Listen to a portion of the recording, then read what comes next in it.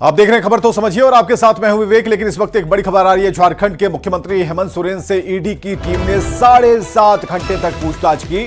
पूछताछ के बाद ईडी के अधिकारी सीएम आवास से रवाना हो गए। अधिकारियों के जाते ही मुख्यमंत्री हेमंत सोरेन अपने समर्थकों के बीच पहुंचे और उनका अभिवादन स्वीकार किया। हेमंत सोरेन के समर्थक सुबह से ही उनके आवास के बाहर डटे हुए थे। सीएम ने समर्थकों से कहा कि उनके खिलाफ सरकार बनने के पहले ही दिन से षड्यंत्र किया जा रहा है, लेकिन वे डरने वाले नहीं हैं।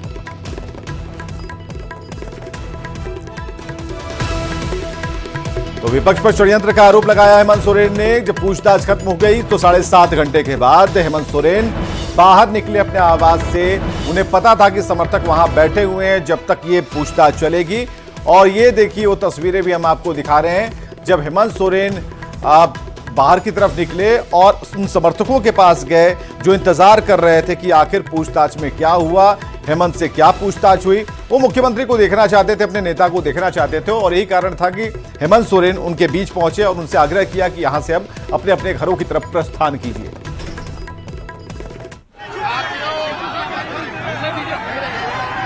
आज का दिन भर का पूरा घटनाक्रम आप लोगों ने देखा और आप लोगों ने अपने संयम का जो परिचय दिया है और सुबह से लेकर अभी तक यहाँ जमे, इसके लिए मैं आप लोग को बहुत बहुत आभारी करता हूँ, आप लोगों को दुआर करता हूँ। हम लोग ना कभी डरे हैं ना कभी झुके हैं और इसके लिए चाहे कितनी कड़ी परीक्षा हमें देनी पड़े वो देने के लिए हम लोग तैयार हैं। लेकिन झूठ के सामने झुकने वाले नहीं। झारखंड मुक्ति मोर्चा जिंदाबाद, झारखंड का इतिहास रहा है और झारखंड मुक्ति मोर्चा का इतिहास है। हमने झारखंड लड़ के लिया है और झारखंड को षड्यंत्रकारियों के हाथ में कभी नहीं जाने देंगे। और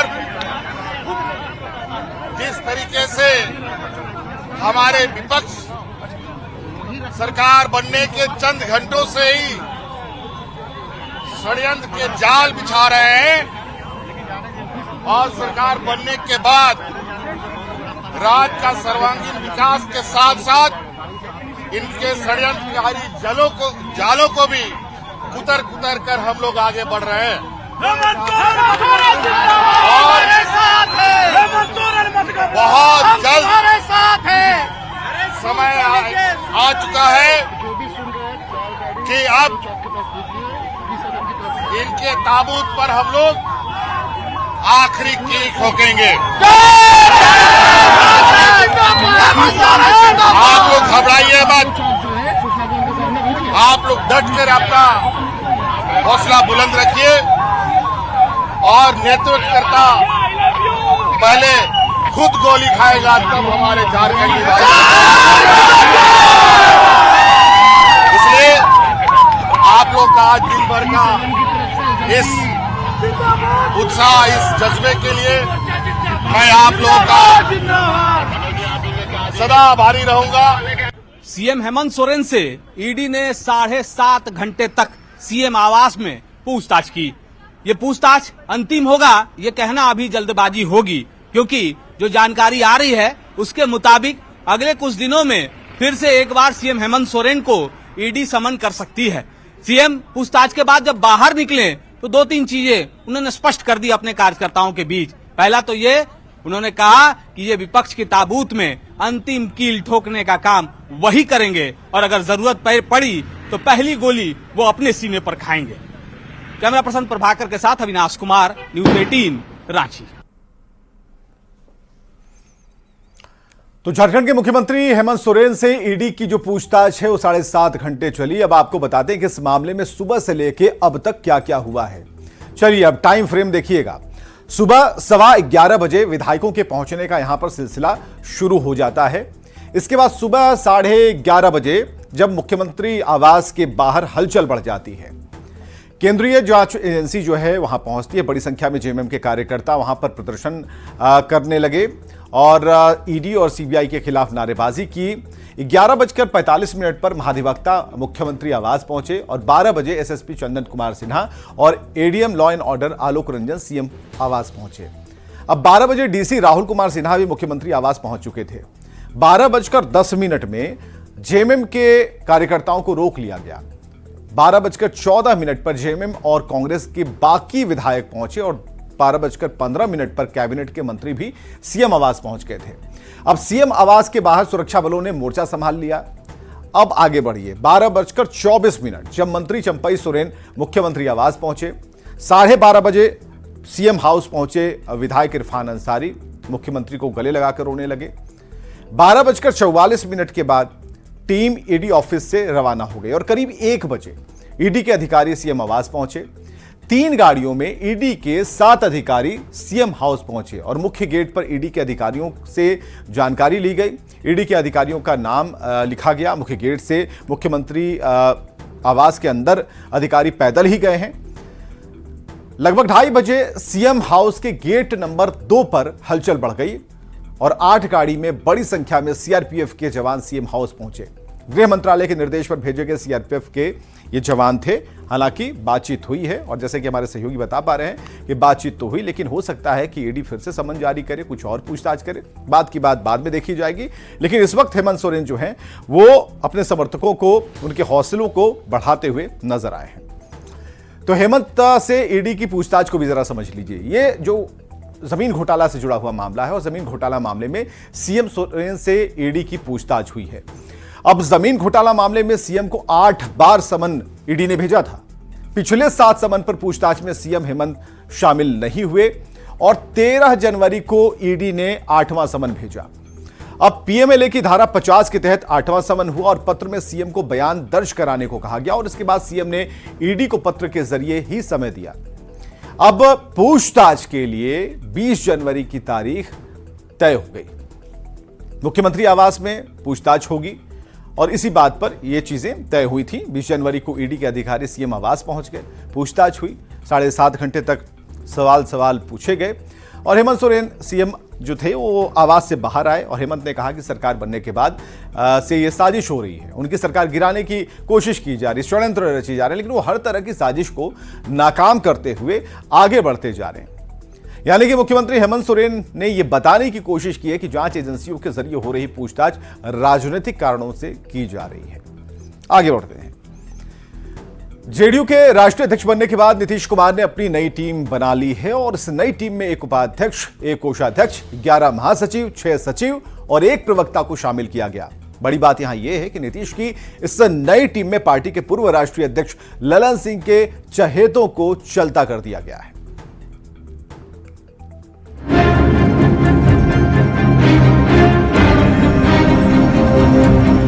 जेडीयू के राष्ट्रीय अध्यक्ष चुने जाने के करीब 1 महीने बाद नीतीश कुमार ने अपनी पार्टी की नई कमेटी यानी राष्ट्रीय पदाधिकारियों की नियुक्ति कर दी। खास बात ये कि पार्टी के पूर्व राष्ट्रीय अध्यक्ष ललन सिंह की पुरानी टीम पर जोरदार तरीके से कैंची चलाया गया।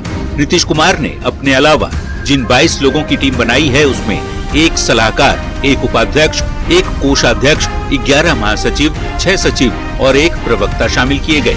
नीतीश कुमार के निर्देश पर पार्टी के राष्ट्रीय महासचिव अफाक अहमद खान ने नए पदाधिकारियों की सूची जारी की। इस नई लिस्ट के हिसाब से वशिष्ठ नारायण सिंह राष्ट्रीय उपाध्यक्ष बनाए गए।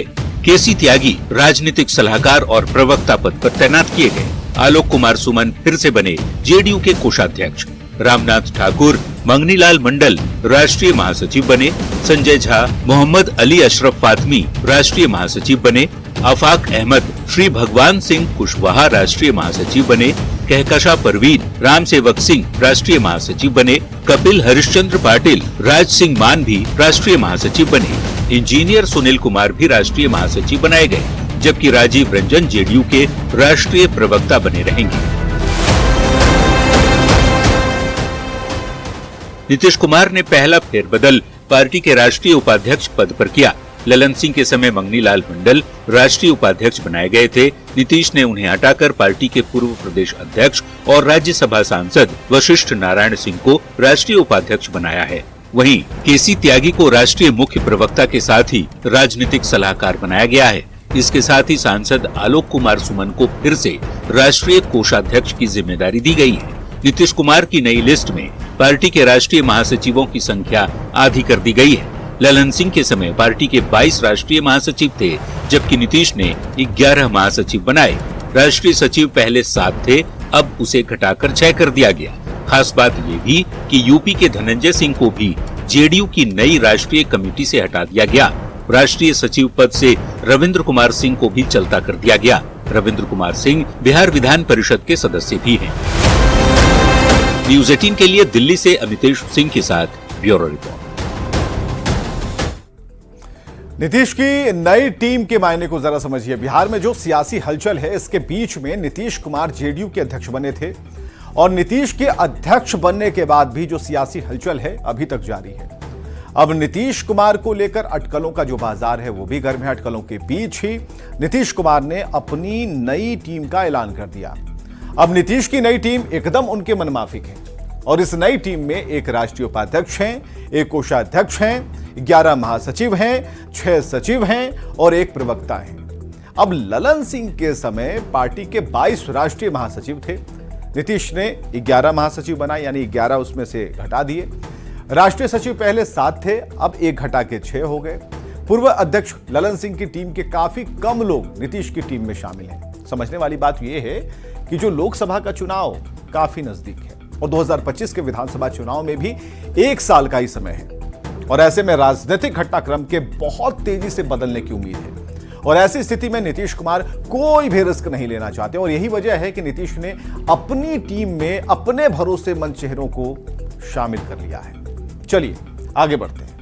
कर्पूरी जयंती के कार्यक्रम को लेकर बीजेपी और जेडीयू आमने सामने और बीजेपी ने आरोप लगाया है कि 24 को उन्होंने मिलर स्कूल मैदान को कर्पूरी जयंती कार्यक्रम के लिए बुक कराया था, लेकिन 23 जनवरी को जेडीयू ने मैदान को बुक कराकर उनके कार्यक्रम में बाधा डालने की कोशिश की है। इधर जेडीयू का दावा है कि 1 दिसंबर को ही मैदान की बुकिंग हो गई और बीजेपी के कार्यक्रमों में भीड़ नहीं जुटती, इसलिए बीजेपी नेता बेकार के आरोप लगा रहे हैं। कर्पूरी ठाकुर की विरासत पर सियासत बिहार में कोई नई बात नहीं है, लेकिन इस साल कर्पूरी ठाकुर जयंती के कार्यक्रम को लेकर बिहार में मैदाने जंग छिड़ गई है। मैदान का नाम है मिलर स्कूल ग्राउंड और जंग छिड़ी है जेडीयू और बीजेपी के बीच। वजह है बुकिंग। अब बुकिंग को लेकर तकरार क्या है वो इन तस्वीरों से समझिए। मिलर ग्राउंड में टेंट लगाने की जो ये तैयारी दिख रही है वो जेडीयू की तरफ से हो रही है। इसी ग्राउंड पर 24 जनवरी को बीजेपी कर्पूरी जयंती का कार्यक्रम करने वाली है। 24 जनवरी को ही कर्पूरी जयंती पर जेडीयू का भी कार्यक्रम है, लेकिन पटना के वेटरनरी कॉलेज ग्राउंड में अब चूंकि जाड़े का मौसम है तो जो लोग कार्यक्रम में हिस्सा लेने आएंगे उनके रहने के लिए 23 जनवरी को जेडीयू ने मिलर स्कूल ग्राउंड को बुक करा लिया है और यहीं पर पार्टी की ओर से टेंट लगाकर रहने की व्यवस्था भी की जा रही है। बीजेपी ये आरोप लगा रही है कि जानबूझकर ठीक 1 दिन पहले मैदान की बुकिंग कर उस पर जेडीयू ने कब्जा कर लिया है ताकि उसके कार्यक्रम में व्यवधान हो। यदि आपने 23 तारीख का आरक्षण कराया है तो आज से कैसे टेंट पंडाल लग रहा है? आपने बुकिंग आज का कराया है क्या? पूरा होर्डिंग पर सरकारी तंत्र काम कर रहा है। ये गुंडागर्दी है। नीतीश बाबू को चेतावनी देता हूं, ये सुधारिए नहीं तो सुधार देंगे, एकदम स्पष्ट रहिए। इस मामले को लेकर बीजेपी का डेलीगेशन डीएम कार्यालय पहुंचा। बीजेपी नेताओं का कहना है कि जब 24 जनवरी के लिए बीजेपी को मैदान आवंटित था तब 23 जनवरी को जेडीयू को क्यों दिया गया? मैदान खाली रहेगा तभी वो कार्यक्रम की तैयारी कर पाएंगे। हालांकि जेडीयू ने बीजेपी के आरोपों को सिरे से खारिज कर दिया है। जेडीयू नेताओं का कहना है कि उनकी तरफ से 1 दिसंबर को ही मैदान की बुकिंग कराई गई थी। बीजेपी के कार्यक्रमों में भीड़ नहीं जुटती, इसलिए बीजेपी नेता बेकार के आरोप लगा रहे हैं। हम लोग एप्लीकेशन 2022 का पड़ा हुआ है, 23 का पड़ा हुआ है, नवंबर अक्टूबर में दिए हैं, निर्णय अक्टूबर सितंबर का है। देखिए ना हमारा पैसा कब जमा, एप्लीकेशन कब दिया हुआ। अब बुकिंग का सच क्या है, ये तो मैदान आवंटित करने वाली बॉडी के लोग ही बता सकते हैं। फिलहाल कर्पूरी ठाकुर की जयंती पर हो रहे कार्यक्रम को लेकर बीजेपी और जेडीयू में मैदान को लेकर सियासी जंग जरूर छिड़ चुकी है। कुल मिला के कहा जा सकता है कि जिस तरीके से बिहार में सियासत बदल रही है, अब जदयू और भाजपा मिलर स्कूल ग्राउंड के लिए दोनों आमने सामने है। कैमरा पर्सन मनीष जुनेजा के साथ शैलेंद्र, न्यूज़ 18 पटना। चलिए, बिहार की सियासत में अब पोस्टर वार शुरू हो गया। विकास कार्यों और कामकाज को लेकर जो आरजेडी के नेता हैं, बिहार में सभी कामों का जो क्रेडिट है तेजस्वी यादव को दे रहे हैं। तो अब राम मंदिर को लेकर भी क्रेडिट वाली सियासत गर्म है। कांग्रेस ये तर्क दे रही है कि तत्कालीन प्रधानमंत्री राजीव गांधी ने राम मंदिर का ताला खुलवाया था और ऐसे में हमलावर बीजेपी हो गई। रिपोर्ट के जरिए समझिए कि क्यों राम मंदिर पर क्रेडिट वाली सियासत हो रही है।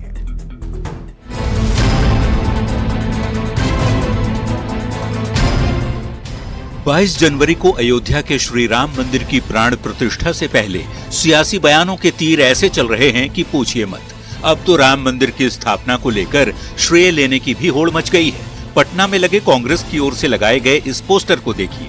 पोस्टर में राम मंदिर निर्माण के लिए कांग्रेस पार्टी और गांधी परिवार को बधाई दी गई है। इस पोस्टर में राजीव गांधी को दिखाते हुए बताया गया है कि विवादित ढांचे में स्थित रामलला के मंदिर का ताला राजीव गांधी ने ही खुलवाया था। अब ये सच्चाई नहीं है राजीव गांधी जी ताला खोले? क्या ये सच्चाई नहीं है नरसिम्हा राव जी जो है अध्यादेश लाए थे? राजीव गांधी जी शिलान्यास करवाए और रामलला स्थापित थे। रामलला जी के द्वितीय स्थापना से क्या भाजपा शो करना चाहते? क्या भारत में जितने मंदिर हैं उनके मूर्ति को जो है अब इसी तरह उखाड़ के नए नए मूर्ति लगाए जाएंगे? कांग्रेस राम मंदिर पर श्रेय लेने का संदेश दे रही है, जिस पर बीजेपी ने जोरदार तरीके से पलटवार किया है। जबकि महागठबंधन की ओर से आरजेडी के नेता कहते हैं कि भगवान राम सबके हैं, इस पर सियासत ठीक नहीं। अरे शर्म करो, जिस कांग्रेसी सरकार ने राम को काल्पनिक कहा था वो आज यश लेने की बात करता है और जनता भी मोदी जी को ही इसका जश दे रही है।